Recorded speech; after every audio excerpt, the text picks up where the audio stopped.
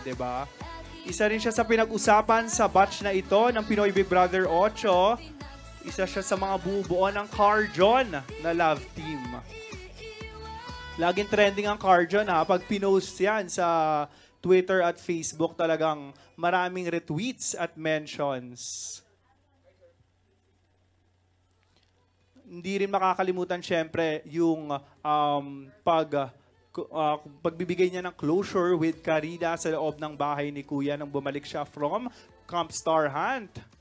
Sabi nga ni Karina, gustong gusto kita pero maling-mali na. Ang ganda ng quote na yon na binigay ni Karina kay Aljon. Siya rin syempre ang bubuo sa Carjon. Talagang yung mga fans nila online, talagang todo retweet at campaigns kay Karina. Isa rin siya talaga sa pinag-usapan ngayong season dahil nga sa Carjon na love team nila ni Aljon sa loob. Ayan. At syempre, marami rin humanga kay Karina noong tapatan niya with the Star Dreamers at nasagot niya ng matapang ang mga kasagutan ng mga Star Dreamers. Ayan, napakaganda ni Karina. Aljon, how do you feel na kahit sa PBB, syempre nung hindi pa kayo nakalabas sa house and all, is hindi kayo aware yung strong support for Carjon. Pero sa PBB, parang inend ni Karina. So how are you going to tie it up na sa PBB house, gustong i-end ni Karina, pero sa labas ng bahay, super strong yung support ng Carjon? Sa tingin ko naman po, hindi naman po niya inend talaga. Parang gusto niya lang pong linawin na friends po talaga kami. And sa simula pa lang naman po, yun talaga yung gusto namin. Na maging close talaga kami, lalo na po sa labas. And sana po, ma-maintain po namin yung closeness namin. Mas lalo na dito sa labas po. So are you saying na ipaglalaban mo pa din talaga yung Carjon ngayon na nasa labas na kayo? Siyempre gusto ko pong ipaglaban yung Carjon kasi ang dami po talagang sumusuporta po sa amin and sobrang na-appreciate ko po lahat ng yun. And siyempre close naman po kami ni Karina. Gusto ko din pong mas maging komportable pa po kami dito po sa labas po. And sorry, last question. Reaction dun sa sinabi ni Seth na gusto niya si Karina din. Di naman po niya sinabing gusto niya si Karina. Pero, hindi po. Siyempre, opinion niya po yun. Gusto naman po niya maging ka-love team si Karina. Okay lang naman po. Ako din naman po. Gusto ko din po maging ka-love team si Karina. Hindi po. Siyempre, let's respect each other's opinion po. Okay. Magaling sumagot. Tanong ko lang, yung first question ko kay Aljun, ano lang yung reaction mo na kanina na ikaw yung, kumbaga, first guesting mo sa Magandang Buhay, di ba? So ano yung reaction mo doon na nag-guess-guess ka na ngayon? Compared sa iba, ikaw yung binigyan ng chance ng, ng PBB na magkaroon ng first guesting sa TV.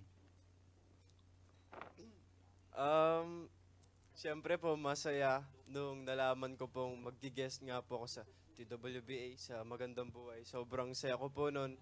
And siyempre, habang pinapanood ko po yung mga videong yun, parang nare-realize ko na dati pinapanood ko lang yung mga artistang gusto ko pong panoorin sa show na yun. And ngayon, parang ako na po yung pinapanood. Sobrang saya po sa feeling and sa pagtitiwala din po sa akin na kaya ko din pong mag-guest po sa mga ganong kalalaking show po. Kinabahan ka ba? I mean, dun sa question ni Tito Boy, tapos sa mga question nila Ma'am Shiz, may kaba ba? May factor na kaba? Siyempre naman po may kaba po, lalo na po first time ko. And yung mga questions, siyempre di naman po maiiwasan na kabahan sa mga questions. Kaya siguro naman po, normal naman pong kabahan. And masaya po.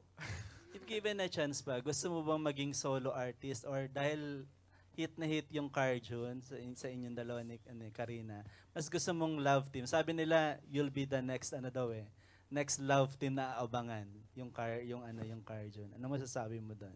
Mas gusto mo bang solo or gusto mong ka-love team talagang kumbaga mag-grow yung love team yun ni Karina?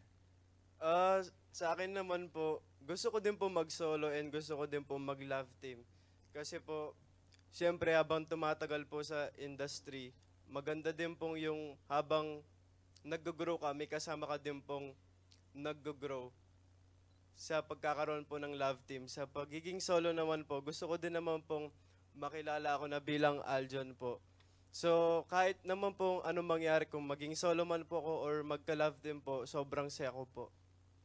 Okay. And Thank next you. question, kay Karina. Kanina nung nag-press con nung mga Star Dreamers, parang gusto pareho ni Aljon saka ni Seth na ikaw yung maka-love team. Ano masasabi no parang pinag-aagawan ka ng dalawa para maging ka-love team nung dalawang yun? Grabe po. Siyempre po, sobrang saya na ganun po pala yung gusto nila. And hindi ko po inaasahan na sasabihin po nila yun. So yun, pero siyempre po, inaasahan ko po talaga na sana makasama ko po sila. And siguro mamaya makakapag-usap kami. And yun, tatanungin ko na lang po sila kung bakit. And yun, siguro dahil rin po sa friendship namin, talaga sila po kasi yun, lagi ko ring nilalapitan if may problema ako, ganun po. So yun. Hello, yung tanong ko for Karina, dito sa labas ng bahay ni Kuya, ang daming supporters niyo ni Aljon. Anong masasabi mo doon? Anong yung reaction mo doon? And also, sino yung gusto mong makatrabaho? Since yung Big Four, parang naka-destiny na sila na maging big thing talaga siya, showbiz. So, sino yung gusto mong makatrabaho? Like, So yun, dito po sa outside world, yun Aljon and Karina and Carjon, syempre po napaka-thankful ko first of all. Hindi ko po talaga inaasahan yun ganun kalaking crowd.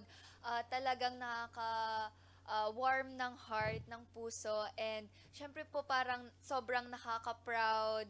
And yun, so thank you po sa lahat ng fans. And maaasahan naman po nila na I will stay as Karina. And sa gusto ko naman pong makatrabaho aside from sa Big Four is of course si Aljon. Isa sa pinaka-close ko sa loob ng bahay if nakita nyo naman. So yun, sa Carjon nga po, we are friends and yun, kung magkakaroon po kami ng movie, ganon. Syempre po, napaka-thankful and I will accept it wholeheartedly yun. So, sana po dumating yun. Sana rin po. Last na Ating official hashtag Star Hunt Grand Media Conference. Number 1 tayo, trending sa nationwide naman ito. Ang hashtag MediaCon with Carjon. Ayan, pinag-uusapan talaga tayo ngayon sa Twitter. Number 1 at number 4, ang Star Hunt Grand Media Conference.